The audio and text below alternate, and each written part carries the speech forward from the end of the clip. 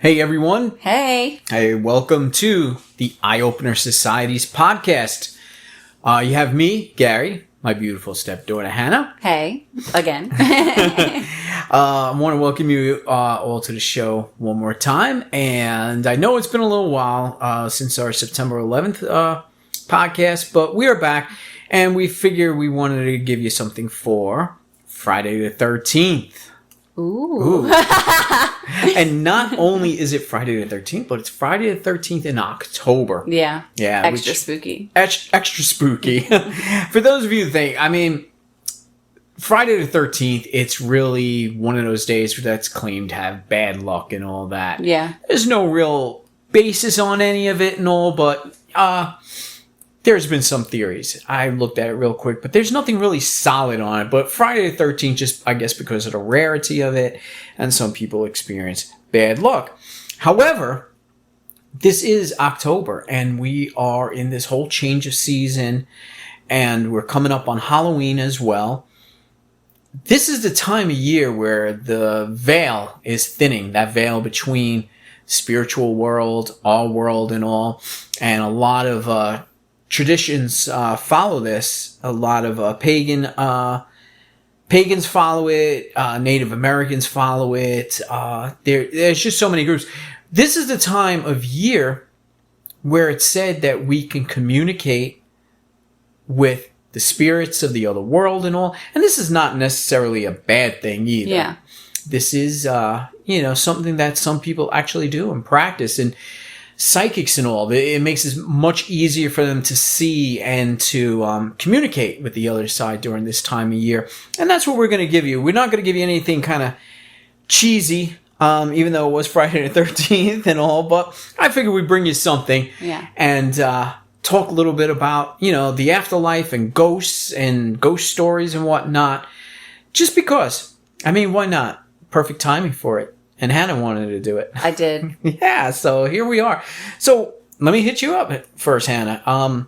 Ghosts, real, not? What do you believe? Real. Real. Cool. I feel the same way. I Yeah. totally believe that they are real. And there's no way to prove it. We could sit here all day long and we could argue with people that don't believe. And we don't believe in arguing or anything, but we're energy. Energy cannot be created, nor can it be destroyed. So we're just a continuous life cycle. And what we bring into this world and what we bring beyond it, there's never really any solid proof. Yeah. Let me take, for example, a lot right now, those ghost hunter shows. Oh, God. Yeah. And I know it's an industry. I know that people actually do that for a living. It's real. And some are very good. And the ones I think that make it to TV become TV, very Hollywood-like, Yeah. I used to watch a really good one years ago when it used to be good, when it first started, because they debunked everything. And I like that. I like to be a skeptic to a point and then say, okay, well, we might have something here. But I want to say this. The only people who know for sure what goes on the other side are those that are already on that side.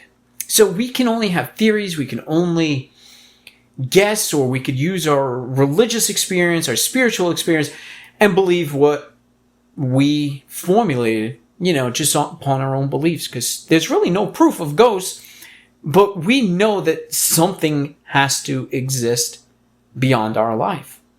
Exactly.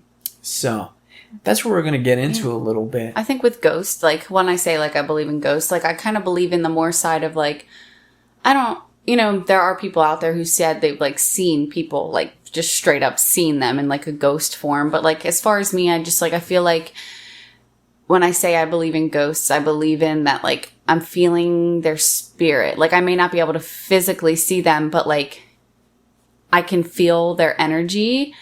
And, sometimes, you see orbs and stuff like that. But when it's, comes to ghosts, like I said, I feel like that's just more my side of belief with that, is that you can just, I just feel that they're real because I can feel them. You get this, hair raising on the back of your neck, and, I'm very in touch with myself. So like when I just feel like someone's like staring at me, but there's no one there. So it's that for me. Mm-hmm. And that in reality is what it is. I mean, because like I said, we're energy, it cannot be created nor destroyed. Yeah. So it's energy. And yeah, we can feel that energy. Mm-hmm. And I myself have seen ghosts. So I've seen the physical properties of ghosts. So you can speak. But in the same sense, yes, you could feel the presence. And I think it's that feeling of the presence. That's why some people say, well, I was standing right next to you and I didn't see anything. But then the other person, well, not only did I see something, but I felt something too as well. And that kind of solidifies the experience to the person that is actually experiencing it. You know, I could say, oh man, Hannah, I just seen this ghost. And you're crazy. There was nothing there. But I can say, well, but I actually felt the presence. That's something you cannot really confirm nor deny, but you have to go off of what that person is telling you. And that's a lot of my experiences too. Mm-hmm. I felt those presence more. And that was more, I don't want to say alarming, but that's what gives you that real presence. Like, you know, something's really there because you actually feel that presence. I feel like ghosts, like if they want to like be seen, I've had experiences where I've had like loved ones who have passed away come to me in my dreams. So I feel like ghosts are like powerful enough to show themselves in dreams. You know, and then there are extremely gifted people who have like physically seen that, and I'm believing them, you know. You know, also I've heard that with children, since their imagination is still so much of their brain activity, that children are more than likely to see ghosts because they're not in like the in denial, like, you know, when you grow up and or indoctrinated after a while, deprogrammed, or like so it's very apparently common because they have that big huge imagination. They don't know, you know, like you said, they're not programmed yet for that. So anytime you see your kid, you know, staring at something or, you know, even talking to a wall, ceiling or whatever, Well, let's not forget, too, depending on what your beliefs and all, a child has just came from that realm. Yes, yeah. You know, so they're fresh out of it. So it's more ingrained in their memory because they haven't really developed any newer thoughts or like teachings or indoctrinations or, you know, where people are telling them it's not real, it's not real. Yeah. So children, yes, they're just much more susceptible to actually being able to see those sort of things. Yeah. And from what I've read and all, ghost spirits or whatever tend to attach themselves to children just for the fact that, well, they're getting attention. And I think they're not alone. Yeah, they're not alone. And I feel ghosts just want that. They want to have that presence again and to be felt, you know, instead of being so alone in whatever realm that they are in. Yeah. Not to go off even topic or anything, but I've also heard there have been documented cases where young children will be, you know, born and they claim that they are spirits being reborn again, where children will tell stories about their past lives or they'll have like birthmarks but it'll be like scars from a previous person's lifetime of like where they got shot or something like that. So I just feel like it's just something that I've always kind of like had an eye pick for. So like when I see stories like that, I kind of go into like the rabbit hole of it. Yeah. There's you could go to past life regressions now and the hypnotherapy and all that, and you can try and go back to your past lives, and your memories of that get, you know, so repressed over time, and that's why when you're talking about children, they're still fresh, their minds are still much stronger than ours because they just stepped out of that realm. You know, that energy was transferred from one life to another now, and it's just going to keep rolling on and on. And those of us that have certain gifts like mediums and psychics and whatnot, this again, the thinning of the veil, this is the time when it's most active.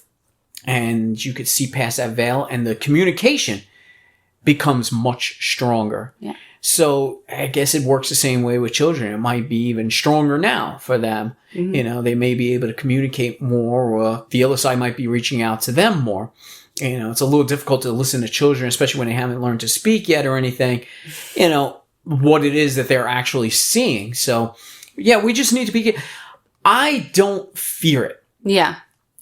There is good and bad in everything, just like there's good and bad right now in the living world. You know, I think that just transfers on to the next world. There's good and bad there. And we got to go down that path of religion again. It's all what you were taught religion-wise as far as what you are going to believe. And for those that are atheists, that's always been, you know, a fascination of mine too. Like, they literally believe nothing. This is it. Once it's done, it's done. Yeah. It's nothing. And it's something, and that's more difficult to wrap your head around than to actually think about ghosts or spirits or where you go, heaven, hell, whatever. The atheist point of view is much more difficult to understand. Yeah. To actually say, well, this is it. Once we're done, we're done. We're nothing, and nothing's after. Nothing was before. Yeah. Nothing. So that always fascinated me, and I always respected that too. Just I respect any, you know, path you want to take. Yeah, especially with, like, I can't even imagine how, like, they grieve, because I feel like a big part of grief is, you know, kind of coming to acceptance, like, that person's in a better place now, that person's in peace, you know? Like, that's not how they think, you know what I mean? Exactly. Like, no, they're just gone. They're just gone. Which could be comforting too, in a sense, you know? But, like, with me, it's like, I always, like, get, like, like, you know, the heart feeling that, like, okay, yeah, they're not in pain, like, you know, or if, like, something terrible happened, like, you know, like, they didn't feel it, like, you know what I mean? Like, they passed on right away. So it's just, like, one of those things. Right. And it's the same old cliche. Yeah, they're in a better place. They're in a better place. But what is a better place? What is it? And like I said, the only people that know are the people that have already passed on. Yeah. We can only draw up the pictures that were taught to us either by religion or spiritual or just what you choose to believe. And I think that is the fantastic thing.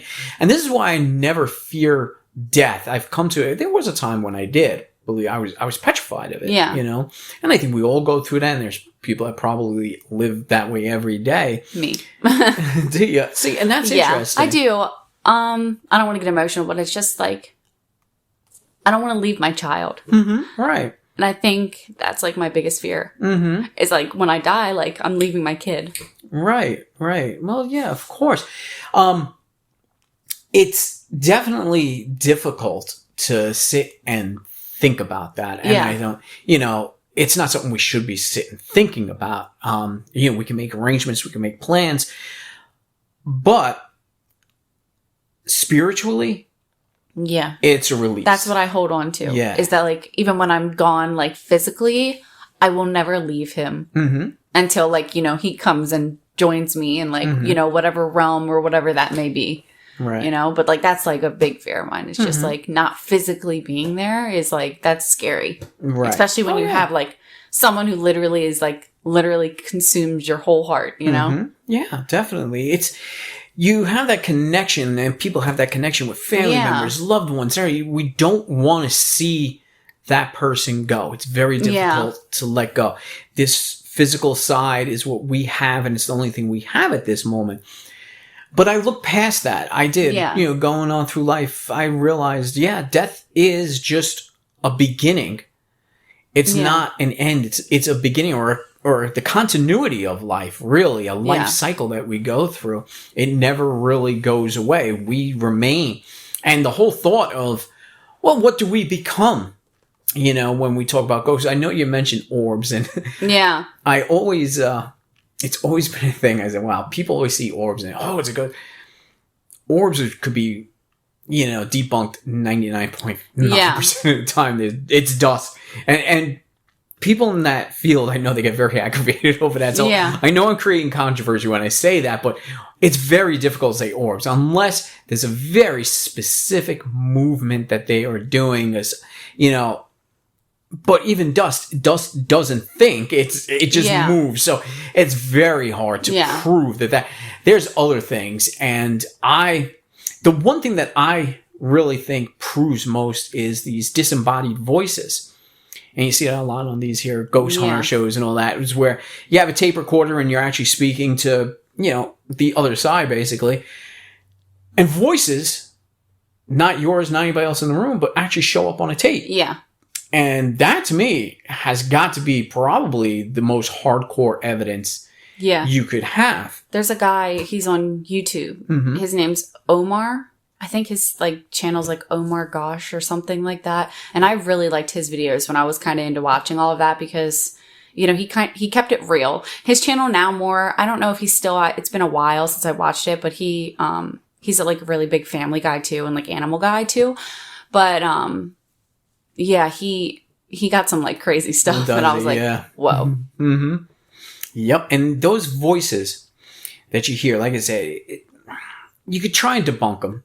I just don't know, you don't know who the person is on the other side of the video, unless you were there yourself. And that is the way, again, when we talk about ghosts and experiences, the only person that's going to believe you is you. You know for certain what you seen, you felt, or whatever. Somebody else is not really going to feel that. They may say, hey, I believe you, but they're not going to really believe the entire experience of it all. Yeah. But I've had that happen to me before. Yeah. Yeah. Where I've had somebody in my life who passed away, ghosts come to me in my dream. And it was during the time of grief. And I actually had someone just straight up bluntly tell me, no, that was just your mind trying to make you feel better. And I have not spoken to that person since, because I just realized that they were very close-minded. Mm-hmm. And, it's just one of those things for me where it was that was a special moment. And regardless if my mind, quote, quote, gave me something I wanted to see or hear, I am 110% positive that it was a real experience. Just by the way, I woke up and I could still feel the touch on my arm from when that loved one touched my arm in my dream, Mm-hmm. So it's just one of those things. Right. And it's fine to even say, hey, listen, it might have just been your mind. Because here's the thing. At that point in time, during that grief and all, and we're reaching out and we're seeking those answers and all that, that's when we're most in tune to that other side. Exactly. And that's what creates those connections. Mm-hmm. So we can't just dismiss it as just, a quinky dink. Oh, you just happened because you were thinking about it and you're sad. But that's a communication. Yeah. And it's a form of communication. And our loved ones on that side can feel that. My belief, the power. They can feel that. Yeah, they can feel the power of your grief and just longing from something. It's almost like you're casting a spell in a sense. Yeah. It's you're just you're enforcing something to happen for you. Just to kind of get maybe that one last moment or just that one last closure. Are you okay? Did you make it, to where you're supposed to be? Right. Exactly. That's what it is. And, I do feel for, there are people just going to dismiss it. Yeah.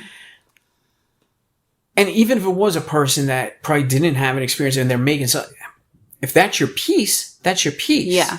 Enjoy it. Enjoy that. I really feel that, if we all took a moment to communicate, to think and really reach out, and this is why I talk about meditation all the time. It gets you into that open state. You become an antenna for this kind of stuff. You can send out the right frequencies and you can get the right vibrations back and you can experience these things. And again, it's not necessarily bad or wrong. Depends what doors you're opening to. Yeah. Be careful. Unless you really know what you're doing, sometimes you really want somebody who's very, practiced in that field to be with you or something like that. A very good psychic, trusted medium or something. Because you can open up doors that you don't want open. It's difficult. But reaching out to loved ones, reaching out to ancestors or anything like that, that's a direct line of communication that you can have. And I don't feel that they're going to disappoint. They will come through in one way, shape, form, or another. It's very difficult to match those frequencies from one side to this physical world, to the outside world. So what you experienced may not be the same as what someone else experiences. Exactly. It's always going to be, a different, I felt a touch, I felt a talk, I've visibly seen. It could be a combination of all of it too, Everybody's going to have a different experience with it. So that was your... Okay, I'm sorry. No, I was going to say, just, I can do a change of subject, or are we still going into this? We could still go into this because I got a few more things. Okay, go ahead. I'll keep it in my brain fresh. All right, keep it in your brain. I won't forget. All right, we'll remind you. I was just going to say, I've been going on my walks, like on the weekends, just to keep myself healthy. And I've been walking around our borough. Yeah. Our borough is old. It goes by a lot of blue-collar work at time. 1882. 1882. Okay, thank you. That's even better. So we go back, the borough started 1882. And again, for those of you who don't know, we're in Pennsylvania, York County, and we live near the borough of Red Line. I think it's 1882. They're going to look at it and be like, this bitch is a liar. I'll be like, I got it wrong. Yeah, we got it wrong. So what? It's close. It's got to be somewhere around there anyway. Yeah, I know it's 1800s. Yeah, so I go out for walks, and I walk in the borough because the borough's got sidewalks. It makes it so much safer to walk. Not the safest sidewalks. Not the safest sidewalks at all, because I trip and fall on my ass with those too. But I've been walking, and I'll walk the whole thing. Now, here's my thing. The most recent walk I took, this is the time of year again where the thinning veil, and I'm experiencing it. What's really weird is like I'm walking through and I'll see all these older homes. I'm studying the architecture of it. I say, wow, these old, and you think about it. And I know when we took walks too, who lived there and you know, what type of life did they live? And it was a real fact. It was furniture and cigars is what our place is famous for, or used to be. That's what built this borough. And I could think of all these people that worked in these factories and all that. And they built the homes close to the factories and they had families there. When I was walking, I can feel that presence of 1800s, 1900s, you know, I felt that presence. And sometimes I could even get kind of a visual of like the kids playing on the front lawns and people walking from that time and all. The dirt roads with the horse and buggy. Exactly. Yeah. And I get that feel. So that's what we mean by this thinning of the veil. We could feel that and it starts to come through. And I noticed that though. I was feeling that. And I said, well, this is weird because I'm actually seeing more of that than I'm seeing of the present day people. Yeah. And I'm looking at these homes and I know people live in them and you could tell there's cars in driving and the cars moving. But they seem so abandoned. Yeah. Void of any life. It's very odd. But I see and feel more of the presence of the past and the past people that lived there and people that have moved on. And you just feel that energy around you. And was also just, even though this is autumn now, every time I get that feeling for that presence, it's always like summertime for me. So, yeah, I don't know. It's just my thing. Yeah. My old house was built in 1902 and it had so much cool old features and characteristics. So it had like first like the old skeleton key doors. And then when we like had moved in to our old house, there was just like small things that I would find like in my linen closet. I was like I think I was moving one of like the shelves, so I could readjust it or whatever. I don't know. And like an old, I forget, it was like an old doll birth certificate. And I put it back because I just felt like some strong power and like energy around me that like, this is where this needs to stay. You know what I mean? Like this was like a core moment, you know what I mean? For somebody there. I mean, it could have just, you know, been there by accident, but you know, there was just also just small things where it's like I would be up in like the attic or like the basement and it was like so old and there'd be like a random like chip on the wall or like, you know, like old markings. For example, in the basement, it was like a wood wall that separated the house because it was a duplex home and there were just small cloth patches on the wall that had like holes from like the old oak wood boards from the wood wall. And I was just like, wow, like I'm not touching these because like this is history. Like this is this was someone's like, you know, personalized touches. And I just felt like like that house had like a very, whoever lived in there, you know, in 1902, like that moment, you know what I mean? It's just like one of those things where it's like I just wanted to respect the spirit just in case, you know, they were lingering. Right. And there you go. And that's the energy you feel. Yeah, I just felt the need to like keep All right, you didn't see anything, you know, but you felt that type of energy, like a living breathing entity was there, even though you didn't see it or anything, and you didn't feel any type of, communication from it, but you felt that energy. Yeah, like there was a painting there too. It was in my attic for the longest time, and it could have been like another owner's or so like not like the 1902 owners, but right. It was older. It was dusty, and it was like behind, like there was like a little thing in the wall, so it was like behind it. So I was like, you never know. But like I had this really, really bad feeling, like because my father-in-law was like, oh, well, you guys can just take it. And I was like, I just really wanted to leave it there. My husband ended up taking it. And now, like, it's always hit in the back of my mind, like, I really should have left that there. It's just one of those things where it's like, I think that's where it lived. It belonged. Yeah. And you can't, I had an experience too. And this is with your mom.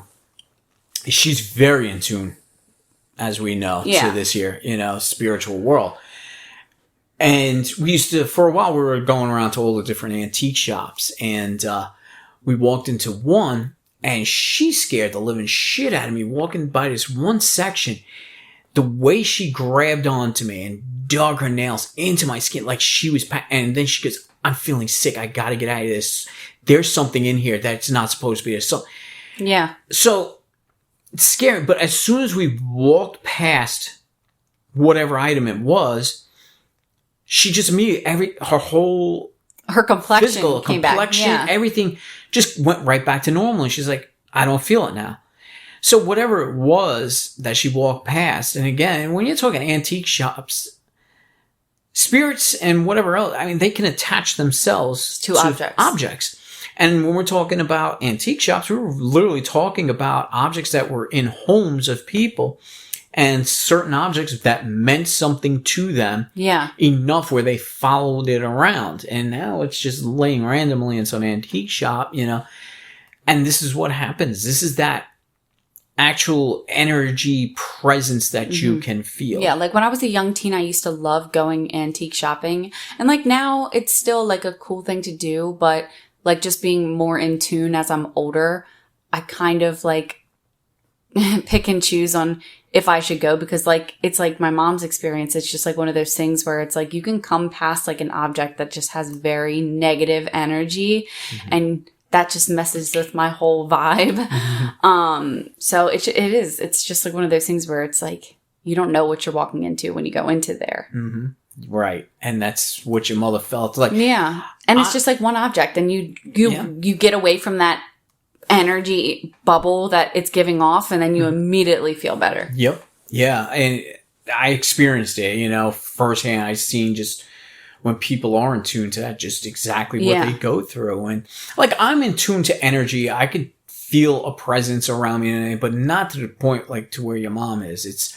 She really is open to that, very susceptible to that kind of stuff. So again, I don't think anybody should be afraid of it. Is there negative energies? Of course there are. Yeah. Tons.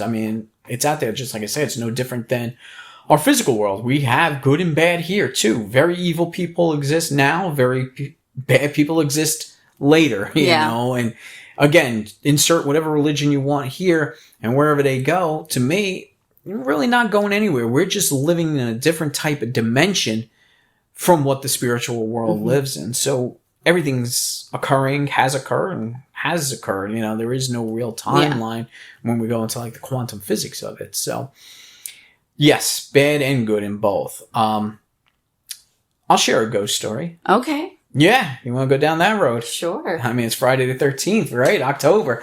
Well, I've had a few experiences. Yeah. So, but this is the one that really, again, when you're talking about the feeling of energies and presence, and that is sometimes the most convincing you'll have, more than physically seeing, even though I did physically see something, but briefly. So this goes back to my old high school days, the fun days, me and my best friend, we used to drive around randomly, just for the, hell of it. I don't even know where we were. We drove so far out, and I believe we were somewhere along the border of Connecticut and New York. We just wound out somewhere out there. Gas was cheap back then. It was, and it was under $1 a gallon. We were out there, and again, we didn't know the roads, and we're just turning left, right, straight, left, right, just random. Yeah. And back then, we had no GPS, nothing. So, cool, just get lost. And we got lost on one of those typical movie dirt roads that you somewhere. That a guy with a chainsaw is going to come out. And basically, that's what it felt like. And it was in the later part of the evening, and it was getting dark. So when we finally said, all right, let's retrace our steps and try to get back on the highway and start heading home, and we're going in the opposite direction now, on the same road that we are. But it was just funny. I mean, one, it was unrecognizable to us because we'd never been there. Yeah. And so now we're seeing it from the other direction going the other way. And so now it really looks weird. But I said, it just doesn't look like the same road to me. Yeah. It really don't. Strangely enough, my buddy, he was driving a car. Now, this was an old, I can't remember the year, but it was a Chevy Malibu. And it was a 2-door model. And all I know is that he had a stuck valve or something. And no matter where, the tapping of that valve, on that engine, that's all you heard. It was very loud. I don't know why the engine never blew up, but no big deal.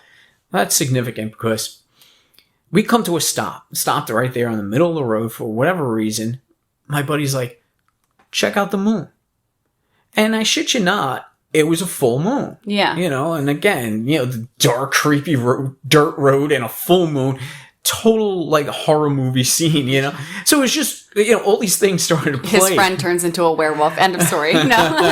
Yeah, I mean, that would be less scary. But we're sitting there, and we're just admiring the moon, and the car's at a dead stop. We're both looking out the passenger side. So I'm not looking at my friend. He's looking at the moon, but he could see me. We both froze. It was like our bodies locked up. I just had this overwhelming fear that there was a presence right there.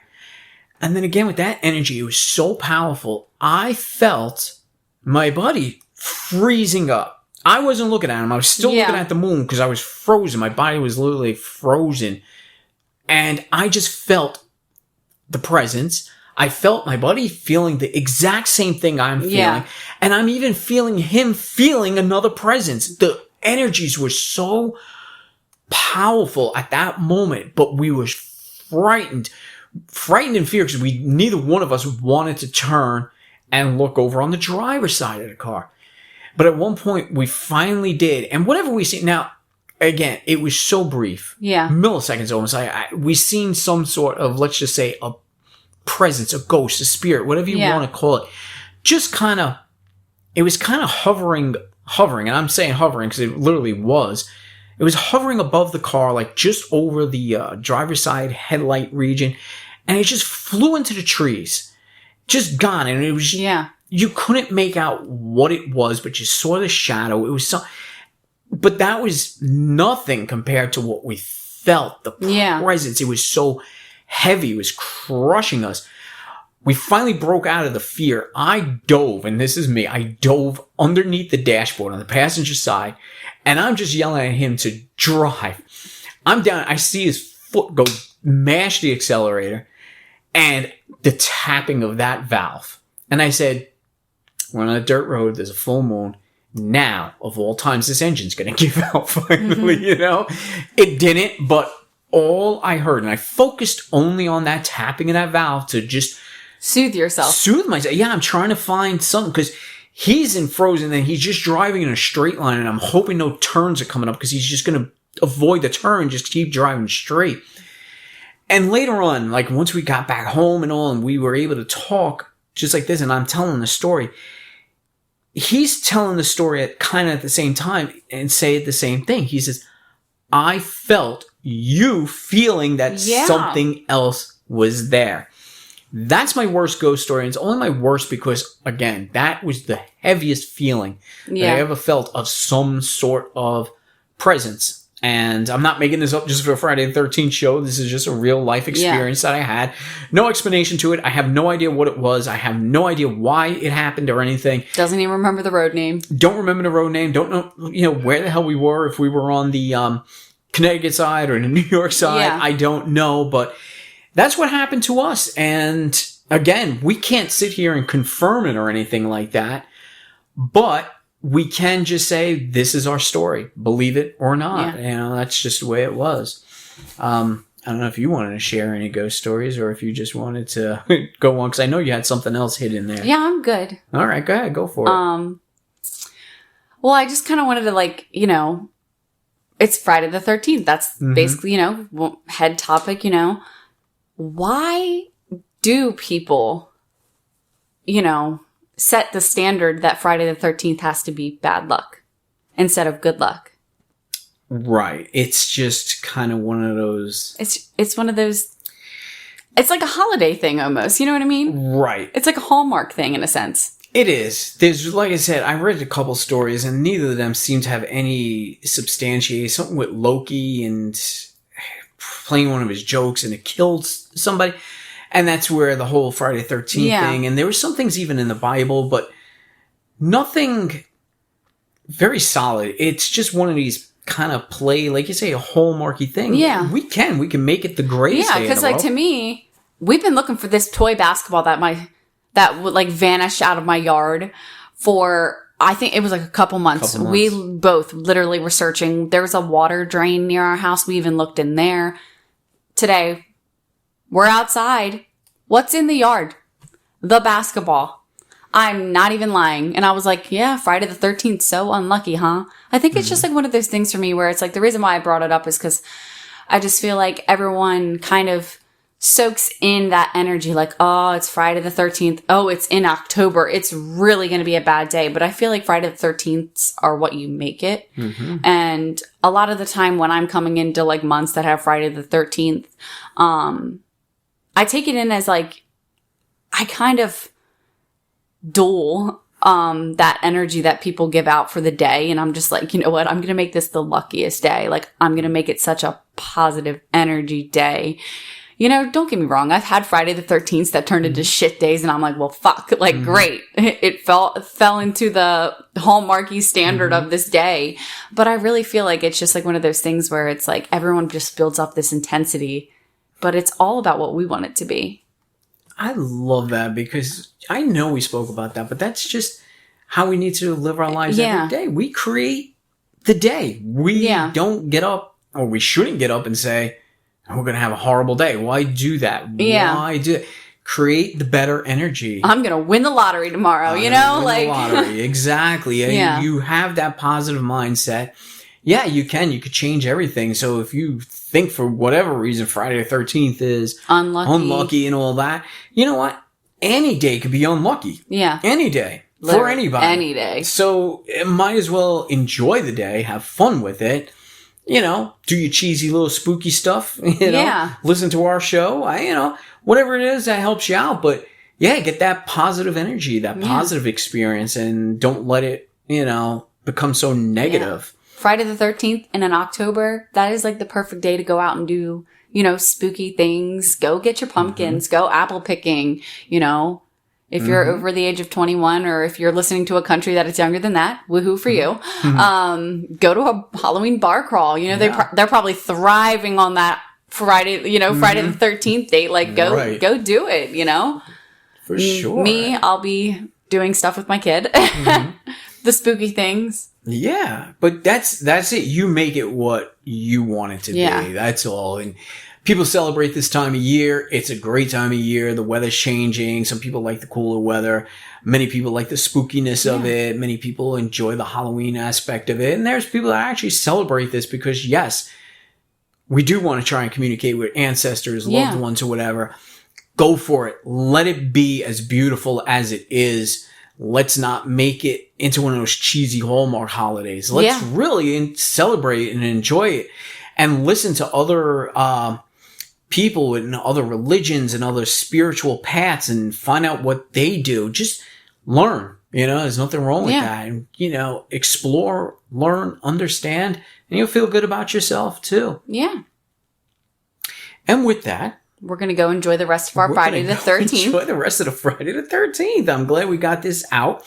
The next podcast is going to be coming up. We're going to be interviewing Jennifer from Tea Leaves in the Valley. We've been trying to get schedules together, but we're going to be getting that one next. We also want to let you know that, our podcast, we try and do the podcast at least twice a month. And I think that, again, we always looking at analytics, and it just works out better, I think, with just a couple of months so we could catch up. Mm-hmm. If you're on our website, eyeopenersociety.onpodium.co, we got rid of all of the old stuff from Third Eye Meditation. All right. And if you're upset about that, we do apologize. But I just feel this is now the Eye Opener Society. Mm-hmm. All those older shows, I think, was just so misleading because every 2 seconds I was giving out a web address that doesn't exist anymore. Yeah. I was giving out information that I don't even do anymore. So it was misleading. We came together. Third Eye Meditation was mine. Hannah came in, and this is ours. Yeah. And I just want to move forward with that. And I want to keep bringing you more and more. Our YouTube is still up at Eye Opener Society. Look, for us there too as well. We're going to record some podcasts and not all of them. And I got other things on there. I'm giving meditation advice on there, and also it's just something. Please check it out, and definitely go to eyeopenersociety.onpodium.co. Sign up for the email address notifications whenever we have something new come out. You'll be notified. Yeah. Just like this podcast. All right. So I wish everybody a great, wonderful, happy Friday the 13th, or whatever day it may be that you're pushing the play button on this. But enjoy every single day. All right. And Hannah and I would like to say take care, and we'll see you on the next show. Bye.